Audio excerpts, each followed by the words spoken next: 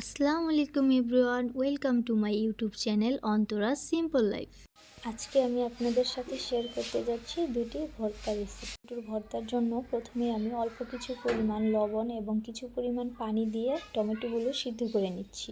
টমেটোগুলো সিদ্ধ করা হয়ে গেছে। এ পর্যায়ে টমেটো থেকে উঠে আসা পানিগুলো সব শুকিয়ে নিতে হবে। শুকানোর পর এ পর্যায়ে চুলা থেকে টমেটোগুলো নামিয়ে নেব। এ পর্যায়ে ভর্তাতে দেওয়ার জন্য পেঁয়াজগুলোকে কুচি কুচি করে কেটে নিচ্ছি। এখন চুলাতে একটি কড়াই বসিয়ে অল্প কিছু পরিমাণ তেল দিয়ে মরিচগুলো ভেজে নিচ্ছি। সবাই আমার কড়াইটাকে ইগনোর করবেন। মরিচগুলো লাল না হওয়া পর্যন্ত হালকা নেড়ে চেড়ে ভেজে নিচ্ছি। চুলা থেকে নামিয়ে নেব।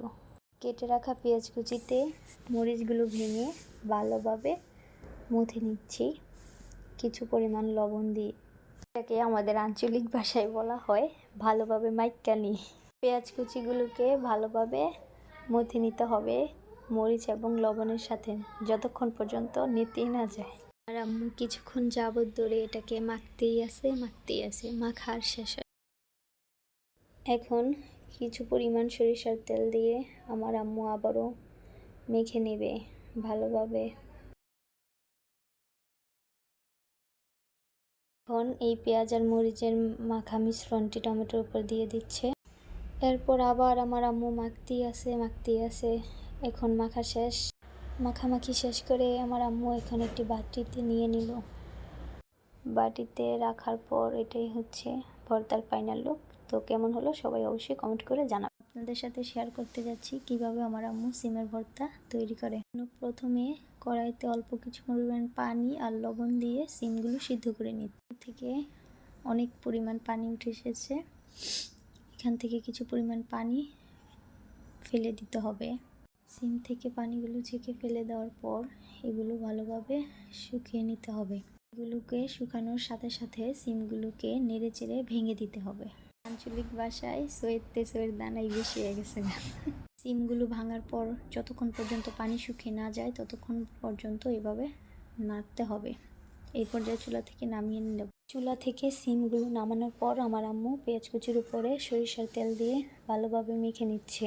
ভালোভাবে মেখে নেওয়ার পর এই মিশ্রণটি সিমের উপর দিয়ে দিচ্ছে। মিশ্রণগুলো সব সিমের উপর দেওয়ার পর সিমের সাথে মিশ্রণগুলো ভালোভাবে মেখে নিচ্ছে। আমাদের আঞ্চলিক ভাষায় সিমকে সই বলে ডাকা হয়ে থাকে। আপনাদের অঞ্চলে আঞ্চলিক ভাষায় সিমকে সিম ছাড়া আর কি বলা হয়ে থাকে অবশ্যই কমেন্ট করে জানাতে ভুলবেন না। এটা হচ্ছে আমার মায়ের হাতের ভর্তা রেসিপি। আমার মা কীভাবে ভর্তা বানায় আসলে আমি তেমন একটা রান্না পারি না। ভালোভাবে মেখে নেওয়ার পর এটাই হচ্ছে ভর্তার ফাইনাল লুক। তো ভর্তাটি কেমন লাগলো আপনাদের কাছে অবশ্যই সবাই কমেন্ট করে জানাবেন। আমি একটি বেগুন ভাজতে গিয়েছিলাম পাকনামি করে। লবণ এবং হলুদ দিয়ে কিছুক্ষণ মেখে রেখেছিলাম। তাতে কড়াই বসিয়ে তেল দিয়ে তেল গরম হওয়ার পর বেগুনগুলো দিয়ে দিয়েছি। বেগুনগুলো উল্টে পাল্টে ভাজতেছিলাম।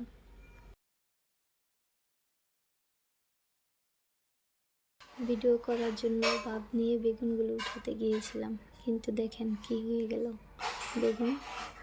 বেগুনটাকে আমি উঠানোর জন্য এত চেষ্টা করতেছি বাট উঠতেছে না। আরে উঠে যা। এখন আমি ক্যামেরা বন্ধ করে বেগুনটাকে উঠাবো। আমার বেগুন ভাজার ফাইনাল লুক। আমার ভিডিওটি কেমন লাগলো সবাই অবশ্যই কমেন্ট করে জানাবেন। আল্লাহ হাফেজ।